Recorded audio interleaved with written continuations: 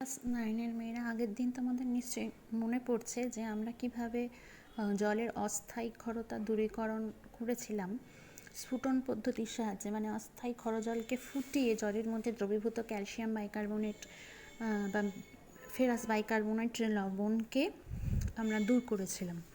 কিন্তু magnesium bicarbonate জন্য তো অস্থায়ী ক্ষরতা পুরোপুরি স্ফুটন পদ্ধতির মাধ্যমে দূর করা যায়নি, যেহেতু ম্যাগনেসিয়াম বাইকার্বনেটের তাপের প্রভাবে বিয়োজিত হয়ে যে ম্যাগনেসিয়াম কার্বনেট তৈরি হচ্ছে সেটা ছিল জলে সামান্য দ্রাব্য। ফলে জল থেকে সম্পূর্ণরূপে কিন্তু আমরা পরিস্রাবনের মাধ্যমেও ম্যাগনেসিয়াম কার্বনেটকে মানে Mg2+ আয়নটাকে আর কি আলাদা করতে পারছিলাম না। কিছুটা ম্যাগনেসিয়াম কিন্তু জলের মধ্যে থেকেই যাচ্ছিল, Mg2+ আয়ন কিছুটা জলের মধ্যে থেকেই যাচ্ছিল। সেই জন্য আমরা বলতে পারছিলাম যে ম্যাগনেসিয়াম বাইকার্বনেট জনিত অস্থায়ী ক্ষরতা জলের স্ফুটনের সাহায্যে আমরা কিন্তু জল থেকে সম্পূর্ণরূপে দূরীভূত করতে পারিনি। এবার আমরা আগের দিন তাও অস্থায়ী ক্ষরতা দূরীকরণ করেছিলাম, কিন্তু স্থায়ী ক্ষরতা দূরীকরণের তো কোনো পদ্ধতি আমরা আগের দিন পড়িনি। আজকে আমরা জানব যে এই স্থায়ী ক্ষরতা দূরীকরণের কী উপায়, আর ম্যাগনেসিয়াম বাইকার্বনেটের মতো যে অস্থায়ী ক্ষরতা সৃষ্টিকারী লবণ সেটাও আমি স্ফুটনের মাধ্যমে দূর করতে পারিনি, তাহলে তাকে আমি কি করে দূর করব।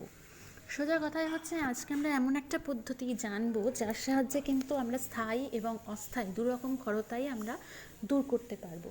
সেই পদ্ধতিটা হচ্ছে আয়ন বিনিময়কারী রেজিন এর সাহায্যে আমরা এই দুটো পদ্ধতি মানে দুটো ক্ষরতাই আমরা কিন্তু দূর করব। তাহলে আমরা এটা করতে পারি আয়ন বিনিময়কারী রেজিনের সাহায্যে। এবার এই জিনিসটা কি, এটা হচ্ছে আমরা বলবো আয়ন বিনিময়কারী রেজিন হচ্ছে একটা জৈব যৌগ, বিশেষ করে একটা বেশ বড়সড় আকারের অণু বিশিষ্ট এক ধরনের জৈব যৌগ। এটাই আমরা এখানে জলের ক্ষরতা দূরীকরণের কাজে ব্যবহার করি। এটা দানার আকারে নেওয়া হয় ক্ষরতা দূরীকরণের জন্য।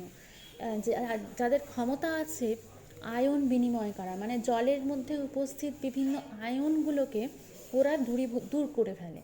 সেটা কিভাবে করা হয় আমি বলছি। এটা অত্যন্ত আধুনিক একটা পদ্ধতি, এবং এই আয়ন বিনিময়কারী রেজিন যেই আমি বলছি, তাহলে আমি বুঝতেই পারছি, আমরা জানি আয়ন দু প্রকার, ক্যাটায়ন ও অ্যানায়ন।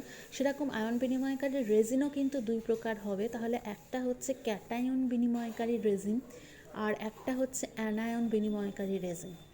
এবার আমরা জানবো যে ক্যাটায়ন বিনিময়কারী রেজিনটা কী আর অ্যানায়ন বিনিময়কারী রেজিনটাই বা কী। ক্যাটায়ন বিনিময়কারী রেজিন আমি প্রথমেই বলে দিচ্ছি যে এদের ক্ষেত্রে আমাদের কিন্তু পুরো আণবিক সংকেত তার দরকার নেই। আণবিক সংকেতের একটা পার্ট দরকার, কারণ এগুলো আমি বলছি অতিকায় অণুবিশিষ্ট জৈব যৌগ। এই জন্য আণবিক সংকেতটাও কিন্তু এর বেশ বড়সড়ই হবে, কিন্তু সেইটা আমার দরকার নেই। রেজিনের পুরো সংকেত জানার আমার দরকার নেই। আমি বলছি ক্যাটায়ন বিনিময়কারী রেজিন, এখানে একটা বৃহদাকার হাইড্রোকার্বনের স্ট্রাকচারের সাথে, মানে হাইড্রোকার্বন তার সাথে থাকে একটা অ্যাসিডমূলক যুক্ত, যেমন সালফোনিক অ্যাসিড বা কার্বক্সিল গ্রুপ যুক্ত থাকতে পারে। সেটা কীরকমভাবে হতে পারে, আমি হাইড্রোকার্বন যেটা ওর মধ্যে যুক্ত আছে, আমি সেটার সংকেত আমার জানার দরকার নেই, আমি সেটাকে সংক্ষেপে আর দিয়ে সূচিত করছি। যে হাইড্রোকার্বন মানে কার্বন ও হাইড্রোজেন দ্বারা তৈরি যে অংশটা এর মধ্যে যুক্ত থাকে, সেইটাকে আমি শুধু আর দিয়ে সূচিত করছি। আর এর সঙ্গে যুক্ত থাকে কি বললাম, সালফোনিক অ্যাসিড, মানে সেটার সংকেত হচ্ছে SO3H। তাহলে আমি পুরো রেজিনের ক্ষেত্রে আমি মোটামুটি যে আণবিক সংকেতটা এইভাবে প্রকাশ করতে পারি একটা সাধারণ সংকেত হিসেবে RSO3H, অথবা সালফোনিক অ্যাসিড গ্রুপ যুক্ত না থাকলে এখানে কার্বক্সিল গ্রুপও যুক্ত থাকতে পারে। ঠিক আছে, এটা আমি পুরোটাই কিন্তু বললাম, এটা ক্যাটায়ন বিনিময়কারী রেজিন। ঠিক আছে, এটা কিন্তু ক্যাটায়ন বিনিময়কারী রেজিনের ক্ষেত্রে এইরকম ব্যাপার যে একটা বৃহদাকার হাইড্রোকার্বন কাঠামোর সঙ্গে একটা অ্যাসিড মূলক, সেটা সালফোনিক অ্যাসিড বা কার্বক্সিল মূলক যুক্ত থাকে। এবার আমি এতটাও মনে রাখবো না, আমি ক্যাটায়ন বিনিময়কারী রেজিনকে আমি সংক্ষেপে প্রকাশ করব RH+, এইভাবে আমি ক্যাটায়ন বিনিময়কারী রেজিনকে সংক্ষেপে প্রকাশ করব। মানে আমি SO3H গ্রুপটা যুক্ত থাকে বা COOH গ্রুপটা যুক্ত থাকে বললাম, সেটাও আমি পুরোটা লিখছি না, আমি শুধু এই আর এর সঙ্গে বন্ড দিয়ে এইচ, এইটুকু আমি খালি লিখছি, এই যে আর এর সাথে বন্ড দিয়ে এইচ। তাহলে এইটা হচ্ছে আমার ক্যাটায়ন বিনিময়কারী রেজিনকে আমরা সংক্ষেপে এইভাবে প্রকাশ করছি। এবার ক্যাটায়ন বিনিময়কারী রেজিন কী করে, এর মধ্যে যে এইচ প্লাস আয়নটা রয়েছে, এই এইচ প্লাস আয়নের সঙ্গে ক্ষর জলে উপস্থিত যে সমস্ত ক্যাটায়নগুলো থাকবে, যেমন Ca2 plus, Mg2 plus, Fe2 plus, এই সমস্ত আয়নগুলো স্থান বিনিময় করবে। মানে এইচ প্লাসকে এখান থেকে বার করে Ca2 প্লাস এই জায়গায় ঢুকে যাবে, বা Mg2 প্লাস এই জায়গায় ঢুকে যাবে। এইভাবে এইচ প্লাসের সঙ্গে ওদের স্থান বিনিময় হবে। সেই জন্য যেহেতু ক্যাটায়নের সঙ্গে স্থান বিনিময় হচ্ছে এবং এইভাবে ক্যাটায়নগুলোকে জল থেকে দূর করছে, এই জন্য এটাকে বলা হচ্ছে ক্যাটায়ন বিনিময়কারী রেজিন। তাহলে আমরা জানলাম ক্যাটায়ন বিনিময়কারী রেজিনটা কী। এবার আমরা চলে আসছি অ্যানায়ন বিনিময়কারী রেজিন। অ্যানায়ন বিনিময়কারী রেজিনের ক্ষেত্রেও সেরকম, যে এরকম একটা আমি হাইড্রোকার্বনের কাঠামো থাকবে, তো সেটাকেও আমরা এখানে আর দিয়েও সূচিত করতে পারি, বা R1 দিয়েও সূচিত করতে পারি। মানে সেটার মানেই হচ্ছে ওই হাইড্রোকার্বন, যেটার পার্টটার সঠিক সংকেত জানার আমার দরকার নেই, আমি শুধু সংক্ষেপে ওটাকে R1 দিয়ে প্রকাশ করছি। তো তার সঙ্গে থাকবে হচ্ছে NH3 প্লাস OH মাইনাস, এরকম একটা মূলক যুক্ত থাকবে। এটা একটা অতিকায় হাইড্রোকার্বন কাঠামোর সঙ্গে আমি R1 ধরেছি, সেটাকে NH3 প্লাস OH মাইনাস এই গ্রুপটা যুক্ত থাকে। সেই জন্য আমরা এর সাধারণ সংকেতটা এইভাবেই লিখতে পারি, R1 NH3 plus OH minus, এভাবেই আমরা এটাকে লিখতে পারি। এবার আমরা এখানটাতে যে এটা করলাম, যে এই ক্যাটায়ন বিনিময়কারী রেজিনের ক্ষেত্রে যেমন এইচ প্লাস আয়নের সঙ্গে জলে উপস্থিত ক্যাটায়নগুলো স্থান বিনিময় হয়েছিল, এখানে যেটা অ্যানায়ন বিনিময়কারী রেজিনের ক্ষেত্রে এই যে OH মাইনাস আয়নের সঙ্গে কি হবে, ক্ষরজলে যে অ্যানায়নগুলো থাকবে তাদের স্থান বিনিময় হবে এই OH মাইনাস আয়নটার সঙ্গে। সেইভাবে কিন্তু আমি জলে উপস্থিত সমস্ত অ্যানায়নগুলোকে এই অ্যানায়ন বিনিময়কারী রেজিনের সাহায্যে দূর করে ফেলতে পারবো। তাহলে সেই জন্য আমরা এই রেজিনকে নাম দিয়েছি অ্যানায়ন বিনিময়কারী রেজিন। তো এই গেল আমার ক্যাটায়ন বিনিময়কারী রেজিন আর অ্যানায়ন বিনিময়কারী রেজিন। এবার আমরা একটা কাজ করি, আমরা এবার এই কী করে জল থেকে আয়ন বিনিময়কারী রেজিনের সাহায্যে এটা দূর করা যাবে ক্ষরতা, সেটা আমরা দেখছি। একবার আমি মনে করে নিই, জলের মধ্যে ক্ষরতা সৃষ্টিকারী লবণ কী কী থাকতে পারে। অনেক কিছুই থাকতে পারে, যেমন আমি calcium chloride, calcium sulphate, magnesium sulphate, এই ধরনের লবণগুলো জলের মধ্যে দ্রবীভূত থাকতে পারে। তাহলে আমি এর মধ্যে কয়েকটা আমি আলাদা করে নিচ্ছি। ক্যালসিয়াম বাইকার্বনেট, তাহলে এই ধরনের লবণগুলো এই জলের মধ্যে দ্রবীভূত থাকতে পারে। ম্যাগনেসিয়াম বাইকার্বনেট, ফেরাস বাইকার্বনেট, তো এই ধরনের লবণগুলো জলের মধ্যে মনে করে দ্রবীভূত আছে, সেই জলটা ক্ষর জল। এবার যেটা করা হয়, এরকম একটা দুটো ট্যাঙ্ক এখানে রাখা আছে, দুটো ট্যাঙ্ক পাশাপাশি রাখা আছে। এর মধ্যে একটা ট্যাঙ্কের কিছুটা অংশ কি ক্যাটায়ন বিনিময়কারী রেজিন দ্বারা পূর্ণ থাকে, মানে RH প্লাস, যেটাকে আমি বলেছিলাম সংক্ষেপে প্রকাশ করেছিলাম, সেটা হচ্ছে ক্যাটায়ন বিনিময়কারী রেজিন। তাহলে আমি এই ক্যাটায়ন বিনিময়কারী রেজিন দ্বারা এখানে পূর্ণ রয়েছে এই ট্যাঙ্কটা। আর এইখানে থাকছে হচ্ছে কি অ্যানায়ন বিনিময়কারী রেজিন, আমি যেটাকে লিখেছিলাম R1 NH3 plus OH minus, এইভাবে আমি লিখেছিলাম। তাহলে আমি সেই অ্যানায়ন বিনিময়কারী রেজিন দিয়ে কিন্তু এই স্তম্ভটা পূর্ণ থাকে। এবার ক্ষর জলকে প্রথমে কি করা হয়, এইখানে ক্যাটায়ন বিনিময়কারী রেজিনের মধ্যে দিয়ে পাঠানো হবে। দুটো ট্যাঙ্কের মধ্যে দিয়েই যাবে, প্রথমে পাঠানো হবে ক্ষর জলটাকে ক্যাটায়ন বিনিময়কারী রেজিনের মধ্যে দিয়ে। এবার এইখানে ক্যাটায়ন বিনিময়কারী রেজিনের H প্লাস আয়নের সঙ্গে জলে উপস্থিত সমস্ত ক্যাটায়নগুলোর স্থান বিনিময় হবে। ঠিক আছে, তাহলে আমি এবার একটু দেখি যে কি ব্যাপারটা। আচ্ছা, এখানে কি ঘটনা ঘটবে, তাহলে ক্যাটায়ন বিনিময়কারী রেজিনের ক্ষেত্রে আমি ক্ষর জলকে পাঠিয়েছি, তাহলে জলে সেখানে কি কি ক্যাটায়ন উপস্থিত আছে আমি দেখতে পাচ্ছি। ক্যালসিয়াম ক্লোরাইড নিয়েছি, ম্যাগনেসিয়াম সালফেট নিয়েছি, ক্যালসিয়াম বাইকার্বনেট নিয়েছি, তাহলে Ca2 প্লাস, Mg2 প্লাস, এই ধরনের ক্যাটায়নগুলো রয়েছে। তাহলে এবার আমি এখানে ক্যালসিয়াম ক্লোরাইড মনে করি জলের মধ্যে দ্রবীভূত রয়েছে। তাহলে এটা কিভাবে এই Ca2 প্লাস আয়নের সঙ্গে H প্লাসের যদি স্থান বিনিময় হয়, তখন তৈরি হয়ে যাবে এখানে R2Ca, ঠিক আছে, এরকম একটা জিনিস তৈরি হয়ে যাবে, প্লাস তৈরি হয়ে যাবে H প্লাস, এটা আলাদা হয়ে বেরিয়ে গেলো, আর এখান থেকে পাচ্ছি আমি Cl মাইনাস। আচ্ছা, এই R2C এটা জলে অদ্রাব্য, একটু ব্যালেন্স করে দেওয়া দরকার। এটাকে আমি R2 লিখেছি, তাহলে 2R এখানে 2Cl2 আছে, তাহলে এটা 2Cl মাইনাস। তাহলে এই হলো ব্যাপার। এই R2C এটা হচ্ছে জলে অদ্রাব্য, ফলে ওইটা কিন্তু ওইখানে থিতিয়ে পড়ে থাকবে এই যায় ক্যাটায়ন স্তম্ভের মধ্যে, ক্যাটায়ন বিনিময়কারী রেজিন স্তম্ভের মধ্যে। তাহলে এইটা হয়ে গেল। এইভাবে আমি জলের মধ্যে উপস্থিত সমস্ত Ca2+ আয়নগুলোকে কী করছি, এই অধক্ষেপ সৃষ্টি করে আমি দূর করছি। Mg2+ আয়ন যদি থাকে, ম্যাগনেসিয়াম সালফেট আমি ধরছি, RH+, ক্যাটায়ন বিনিময়কারী রেজিন। ম্যাগনেসিয়াম সালফেটের Mg2+ আয়নের সঙ্গে এই H+ আয়নের স্থান বিনিময় হচ্ছে, তাহলে তৈরি হয়ে যাচ্ছে R2Mg, এটা অধক্ষেপ পড়ে যাচ্ছে, প্লাস H+ হচ্ছে SO4 2-, তাহলে এখানেও জিনিসটা একই হবে। এটা R2Mg, 2 এখানে বসালাম, এখানে 2H+, অর্থাৎ এইরকম ধরনের একটা বিক্রিয়া এখানে হলো। এখানে R2Mgটা জলে অদ্রাব্য বলে এখানে থিতিয়ে পড়ে থাকছে। তাহলে এইভাবে আমি সমস্ত ক্যাটায়নগুলোকে জল থেকে আমি অধক্ষেপ সৃষ্টি করে কী করলাম, ওখানে জল থেকে কিন্তু মুক্ত করে ফেললাম, ধাতব আয়নগুলো কিন্তু জল থেকে মুক্ত হয়ে গেল। তাহলে এখানে ক্যাটায়ন হিসেবে কি থাকছে, এখন জলের মধ্যে দেখছি যে H+ আয়ন খালি থাকছে, আর সমস্ত অ্যানায়নগুলো থেকে যাবে। এখানে ক্লোরাইড, সালফেট বা বাইকার্বনেট এই ধরনের অ্যানায়নগুলো জলের মধ্যে থেকে যাবে। এইবার এই জলটাকে আমি কি করলাম, ক্যাটায়ন বিনিময়কারী রেজিনের মধ্যে দিয়ে জলটা বেরিয়ে এসে এবার চলে গেল হচ্ছে অ্যানায়ন বিনিময়কারী রেজিন স্তম্ভের মধ্যে এখানে, অর্থাৎ R1NH3+OH- এখানে অ্যানায়ন বিনিময়কারী রেজিনটাকে রেখেছি। এবার ওই অ্যানায়ন বিনিময়কারী রেজিন স্তম্ভে উপস্থিত OH- আয়ন যেটা রয়েছে তার সঙ্গে সমস্ত জলে উপস্থিত অ্যানায়নগুলোর স্থান বিনিময় হবে। অর্থাৎ আমি এবার ক্যাটায়ন বিনিময়কারী রেজিন হয়ে গেল, অ্যানায়ন বিনিময়কারী রেজিনের ক্ষেত্রে দিচ্ছি R1NH3+OH- এরকম রয়েছে।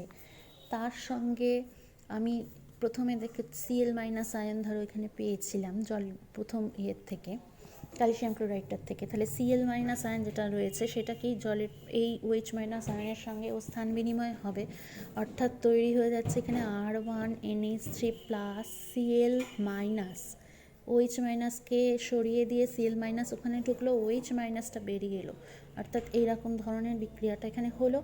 এই জিনিসটা জলের মধ্যে অদ্রাব্য, ফলে ওটা কিন্তু ওইখানে থিতিয়ে পড়ে থাকছে। আবার পরের ইয়েতে চলে আসছে আমার সালফেট আয়ন যেটা পেয়েছিলাম, সালফেট যেটা আমি পেয়েছিলাম সেটা কি না R1, আমি পরের এটা লিখছি R1NH3+OH- SO4 2-, সেখান থেকে এখানে তৈরি হয়ে যাচ্ছে R1, এখানে R1 দিয়ে লিখছি R1NH3+। আচ্ছা, এটা হয়ে যাচ্ছে কি আমার সালফেটটা এখানে চলে আসবে OH- জায়গায়, তাহলে সালফেটের তো যোজ্যতা 2, তাহলে এইরকম ধরনের একটা তৈরি হয়ে যাবে, এরকম ধরনের R1NH3+2 SO4 2-, যেহেতু সালফেটের যোজ্যতা 2 সেই জন্য এটা হোল 2 বসলো, প্লাস হচ্ছে এখানে OH-। এবার এখানে আমি ব্যালেন্সের জন্য এখানে 2 বসাচ্ছি, এখানে একটা 2 বসাতে হবে। তাহলে এই হলো আমার এখানে এই ব্যাগটা তৈরি হলো। এবার এই জিনিসটা জলের মধ্যে অদ্রাব্য, এটা এখানে থিতিয়ে পড়ে থাকছে। আবার পরের এটাতে আমি যদি বাইকার্বনেট আয়ন যদি থাকে জলের মধ্যে, তাহলে সেখানে কি হবে, R1NH3+OH- HCO3-, এই ধরনের একটা বাইকার্বনেট আয়নগুলোর সঙ্গে তখন কিন্তু OH- আয়ন স্থান বিনিময় করবে, অর্থাৎ R1NH3+HCO3- এরকম হবে, আর OH- বেরিয়ে আসছে, তাহলে এই ধরনের বিক্রিয়াটা এখানে হবে। এবার এই জিনিসটা কিনা জলের মধ্যে অদ্রাব্য। তাহলে এইভাবে আয়ন রেজিনের গঠনে আবদ্ধ হওয়ার মাধ্যমে কিন্তু অ্যানায়নগুলো সমস্ত জলের থেকে বেরিয়ে গেল, জলের থেকে আলাদা হয়ে গেল। এবার এই এখান দিয়ে যে জলটা বেরিয়ে আসছে সেখানে কি আমার এই অদ্রাব্য পদার্থগুলো আর থাকছে না, যে জলটা এখান দিয়ে বেরিয়ে আসছে, তাহলে এইখানে আমি সমস্ত ক্যাটায়ন এবং অ্যানায়ন মুক্ত জল পাচ্ছি। অর্থাৎ আমি বলতে পারি আমি এই নল দিয়ে ক্ষরজল চালনা করেছিলাম, এই ক্যাটায়ন বিনিময়কারী রেজিনের সমস্ত ক্যাটায়নগুলো দূর হলো জল থেকে, অ্যানায়ন বিনিময়কারী রেজিনের স্তম্ভে সেই জলটাকে পাঠালাম, সেখানে অ্যানায়নগুলো দূর হলো। এবার আমি যে জলটা এখানে পাচ্ছি সেটা আমি পাচ্ছি কিন্তু মৃদু জল, মানে এবং সেটা কি, সেটা হচ্ছে আয়ন মুক্ত। ঠিক আছে, আয়ন মুক্ত মানে যে কোনো আয়ন থাকে না, শুধু ক্যাটায়ন হিসেবে কি আয়ন, দেখো এখানে প্রথমে ধাপে আমি H+ পেয়েছিলাম, এইগুলোও পরের ধাপে এখানে মুক্ত হয়ে গেল। তাহলে আমি দ্বিতীয় ধাপে পাচ্ছি কি অ্যানায়ন হিসেবে OH-। তাহলে এই H+ আর OH- কিন্তু যুক্ত হয়ে কি হতে পারে, এখানে জল হিসেবে আমরা এখানে পেতে পারি, বা জলের মধ্যে খানিকটা কিনা ক্যাটায়ন আয়ন হিসেবে H+ ও OH- আয়ন থাকতে পারে। তাহলে এই যে জিনিসটা, এই যে আমি যে দ্বিতীয় ধাপের শেষে আমি যে জলটাকে আমি পাচ্ছি, আমি এখানে বলতে পারি এই জলটাকে আয়ন মুক্ত জল। তাহলে এখানে আমি আয়ন মুক্ত জল কাকে বলবো, আমি যদি বলতে হয় তাহলে বলবো যে আয়ন বিনিময়কারী রেজিনের সাহায্যে জলের থেকে সমস্ত রকম ক্যাটায়ন ও অ্যানায়ন মুক্ত করার পর সেই জলে ক্যাটায়ন হিসেবে H+ আয়ন এবং অ্যানায়ন হিসেবে OH- আয়ন ছাড়া অন্য কোনো ক্যাটায়ন বা অ্যানায়ন থাকে না, সেই জলকে আমরা বলছি আয়ন মুক্ত জল। ঠিক আছে, এই জলের ক্ষরতা কিন্তু শূন্য, এই জলের ক্ষরতা নেই, কারণ আমি যে ক্ষরতা সৃষ্টিকারী লবণগুলোকে এখানে দূর করে ফেলেছি। এবার এই জলকে কিন্তু আমি মোটামুটিভাবে বিশুদ্ধ বলতে পারি, কিন্তু পাতিত জল তার বিশুদ্ধতা বেশি না আয়নমুক্ত জলের বিশুদ্ধতা বেশি, এই ব্যাপারটা একটা তুলনা করার প্রশ্ন এখানে আসে, যে আমি ইনজেকশান দেওয়ার কাজে কোন জলটা ব্যবহার করব, পাতিত জল না আয়নমুক্ত জল। পাতিত জল মানে বলছি যে ধরো জলের মধ্যে কোনো লবণ দ্রবীভূত আছে, তখন সেখানে সেই জলটাকে কি লবণযুক্ত জলটাকে ফোটাতে হবে, ফুটিয়ে কি হবে, সেই জলটাকে বাষ্পে পরিণত করে সেই বাষ্পকে পুনরায় ঠান্ডা করে যদি তো আমি জলে পরিণত করি, তাহলে সেই জলটা আমরা বলছি পাতন প্রক্রিয়ার মাধ্যমে প্রাপ্ত পাতিত জল। ঠিক আছে, পাতিত জল। এবার সেই জলে, পাতিত জলে স্বাভাবিকভাবেই কোনো লবণ দ্রবীভূত থাকছে না, আমরা পাতিত জলের ক্ষেত্রেও ক্ষরতা শূন্য পাচ্ছি, কারণ পাতিত জলে কি বলছিলাম যে সেখানে কিন্তু জলের মধ্যে ওই লবণগুলো বা কোনো ক্যাটায়ন অ্যানায়ন সেখানে থাকছে না। তাহলে পাতিত জল বেশি বিশুদ্ধ না আয়নমুক্ত জল বেশি বিশুদ্ধ, এই প্রশ্ন যদি আসে তাহলে আমাকে কিন্তু বলতে হবে যে পাতিত জল হচ্ছে বেশি বিশুদ্ধ, অবশ্যই সেটাই হবে। কারণ আয়ন বিনিময়কারী রেজিনের ক্ষেত্রে আমি বারবার বলছি যে এখানে কিন্তু কিছু জৈব অশুদ্ধি থেকে যেতে পারে। যদি আমি এখানে জলকে ক্ষরতামুক্ত করেছি ঠিকই, জলের থেকে আমি কিন্তু ক্যাটায়ন ও অ্যানায়নগুলোকে দূর করতে পেরেছি, কিন্তু এখান থেকে আমি যে পদার্থগুলো ক্যাটায়ন ও অ্যানায়ন দেয় না, ভাঙে না এইভাবে, যেমন চিনি, ইউরিয়া, এই ধরনের কিছু তড়িৎ অবিশ্লেষ্য পদার্থ যেগুলো বলবো, সেইগুলোকে কিন্তু আমি জল থেকে অপসারিত করতে পারি না। এছাড়া অন্যান্য কিছু অবিশুদ্ধি, যেরকম কিছু দ্রবীভূত জৈব পদার্থ, দ্রবীভূত কিছু গ্যাসীয় পদার্থ, কার্বন ডাইঅক্সাইড, অক্সিজেন, এই ধরনের পদার্থগুলো কিন্তু এই আয়নমুক্ত জলের মধ্যে মিশ্রিত অবস্থায় থাকতে পারে, সেগুলো দূর করা যায় না। আর সবথেকে বড় কথা, আয়নমুক্ত জলে কিন্তু কিছু ব্যাকটেরিয়া কিছু কিন্তু এখানে থাকতেই পারে, মানে জীবাণুমুক্ত আমি করতে পারছি না এখান থেকে, যেহেতু আমি তাপ প্রয়োগ করিনি, শুধু যৌগের রেজিনের সাহায্যে আমি এই কাজটা করেছি।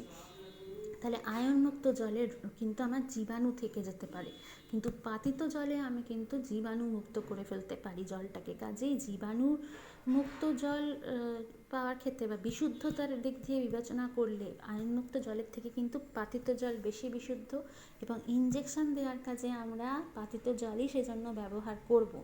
পাতিত জল, আয়নমুক্ত জল আমরা কখনোই ইনজেকশন দেওয়ার কাজে ব্যবহার করব না।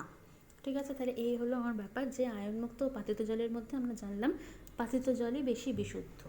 আচ্ছা, এবার আমি আবার এই জায়গাটায় ফিরে আসছি, যে এই যে ক্যাটায়ন বিনিময়কারী রেজিন আর অ্যানায়ন বিনিময়কারী রেজিনের মধ্যে দিয়ে চালনা করে আমি যে জলের ক্ষরতা দূরীকরণ করলাম, তাহলে ক্যাটায়ন বিনিময়কারী রেজিন স্তম্ভে তো দেখলাম যে এই অধক্ষেপগুলো পড়ে থাকছে, যেগুলো জলে অদ্রাব্য, এইগুলো পড়ে থাকছে। অ্যানায়ন বিনিময়কারী রেজিন স্তম্ভের মধ্যে দিয়ে এইগুলো পড়ে থাকছে, এইগুলো জলে অদ্রাব্য হওয়ার জন্য পড়ে থাকছে। তাহলে এইখানে কি আমরা দীর্ঘ সময় ধরে আমি রেজিন ব্যবহার করতে করতে রেজিনের কার্যের ক্ষমতা তো নষ্ট হয়ে যাবে।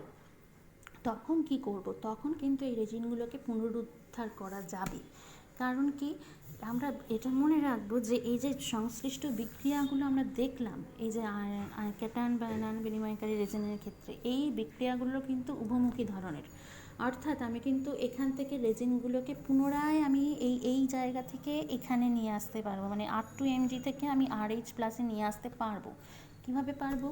আমি ক্যাটায়ন বিনিময়কারী রেজিন স্তম্ভের ভেতর দিয়ে মাঝারি গাঢ়ত্বের সালফিউরিক অ্যাসিড বা হাইড্রোক্লোরিক অ্যাসিড দ্রবণ পাঠাতে পারি, আর অ্যানায়ন বিনিময়কারী রেজিনের ভেতর দিয়ে আমরা মাঝারি গাঢ়ত্বের সোডিয়াম হাইড্রোক্সাইড দ্রবণ পাঠাতে পারি। এইভাবে রেজিনকে আমরা পুনরুদ্ধার করতে পারি। তাহলে আমি দেখি যে কী ধরনের বিক্রিয়া ঘটে। আমি যদি এটা আমি বলছি রেজিনের পুনরুদ্ধার। এখানে কি হবে, আমি ক্যাটায়ন বিনিময়কারী রেজিন স্তম্ভের মধ্যে দিয়ে বললাম যে মাঝারি গাঢ়ত্বের সালফিউরিক অ্যাসিড বা হাইড্রোক্লোরিক অ্যাসিড আমি পাঠাচ্ছি। তা আমি মনে করি এই যে জিনিসটা তৈরি হয়ে আছে R2CA, আমি R2CA ক্যাটায়ন বিনিময়কারী রেজিন স্তম্ভের মধ্যে তৈরি হয়ে আছে। এবার তার মধ্যে দিয়ে আমি হাইড্রোক্লোরিক অ্যাসিড যদি পাঠাই, তাহলে হাইড্রোক্লোরিক অ্যাসিড মানে কি HCl। এবার এর কি হবে, এইখানে H+ আয়ন আছে, Cl- আয়ন আছে হাইড্রোক্লোরিক অ্যাসিডের মধ্যে। এই H+এর সঙ্গে কিন্তু এই Ca স্থান বিনিময় হবে, ক্যালসিয়ামের সঙ্গে এই H+ স্থান বিনিময় হবে, তৈরি হয়ে যাবে RH+ প্লাস হচ্ছে Ca2+ প্লাস Cl-, এখান থেকে পাবো Cl-। তাহলে এইভাবে কিন্তু জিনিসটা হতে পারে, এরকম ধরনের বিক্রিয়া কিন্তু এখানে ঘটতে পারে। তাহলে আমি এখানে R2CA থেকে মাঝারি গাঢ়ত্বের হাইড্রোক্লোরিক অ্যাসিড ব্যবহার করে আমি আবার ক্যাটায়ন বিনিময়কারী রেজিনকে ফিরে পেলাম। একইভাবে আমি যদি ওই মাঝারি গাঢ়ত্বের সালফিউরিক অ্যাসিডও ব্যবহার করি, তাহলে R2Mg আমি মনে করি পরেরটা, তার মধ্যে দিয়ে আমি মাঝারি গাঢ়ত্বের সালফিউরিক অ্যাসিড আমি চালনা করেছি। তাহলে সেখানে কি হবে, এই Mg এর সঙ্গে এই সালফিউরিক অ্যাসিডে H+ আয়ন রয়েছে, এইটার কিন্তু স্থান বিনিময় হবে, অর্থাৎ RH+ তৈরি হবে প্লাস Mg2+ প্লাস এখানে সালফিউরিক অ্যাসিড থেকে পেয়েছি সালফেট আয়ন। তাহলে আমরা এই ধরনের একটা আমরা কিন্তু পেয়ে যাচ্ছি, বিক্রিয়া পাচ্ছি, যেখানে আমি মাঝারি গাঢ়ত্বের সালফিউরিক অ্যাসিড এর মধ্যে দিয়ে চালনা করে আমি ক্যাটায়ন বিনিময়কারী রেজিনকে পুনরুজ্জীবিত করলাম। এবার অ্যানায়ন বিনিময়কারী রেজিনের ক্ষেত্রেও কী হবে, আমি মাঝারি গাঢ়ত্বের সোডিয়াম হাইড্রোক্সাইড দ্রবণ চালনা করছি। তাহলে সেখানে আমি মনে করি এই ধরনের লবণটা আমার তৈরি হয়ে বসে আছে অ্যানায়ন বিনিময়কারী রেজিন স্তম্ভের মধ্যে। তাহলে R1NH3+ Cl- এর সঙ্গে আমি বলছি মাঝারি গাঢ়ত্বের সোডিয়াম হাইড্রোক্সাইড, তার মানে Na+OH- সোডিয়াম হাইড্রোক্সাইড, মানে এবার এই OH- আয়নের সঙ্গে কিন্তু এই Cl- আয়নটা স্থান বিনিময় হবে, অর্থাৎ তৈরি হয়ে যাবে R1NH3+, Cl- এর জায়গায় OH- চলে এলে এরকম, প্লাস এখান থেকে আমি পাচ্ছি Na+ প্লাস ওই দিক থেকে Cl- আয়ন বেরিয়ে এসছে। তাহলে এই ধরনের একটা বিক্রিয়া এখানে ঘটবে। তাহলে এইভাবে কি আমি মাঝারি গাঢ়ত্বের সোডিয়াম হাইড্রোক্সাইড দ্রবণের সাহায্যে অ্যানায়ন বিনিময়কারী রেজিনকেও পুনরুদ্ধার করতে পারবো। তাহলে এই গেল আমাদের রেজিনের টোটাল পদ্ধতি। আয়ন বিনিময়কারী রেজিনের সাহায্যে আমরা জানবে যে স্থায়ী ও অস্থায়ী উভয় প্রকার ক্ষরতাই আমরা কিন্তু এখানে দূর করতে পেরেছি, যেখানে স্ফুটন পদ্ধতির সাহায্যে আমরা শুধুমাত্র অস্থায়ী ক্ষরতা দূর করতে পেরেছিলাম, কিন্তু রেজিনের সাহায্যে আমরা স্থায়ী ও অস্থায়ী উভয় প্রকার ক্ষরতা দূরীকরণ করতে পারলাম।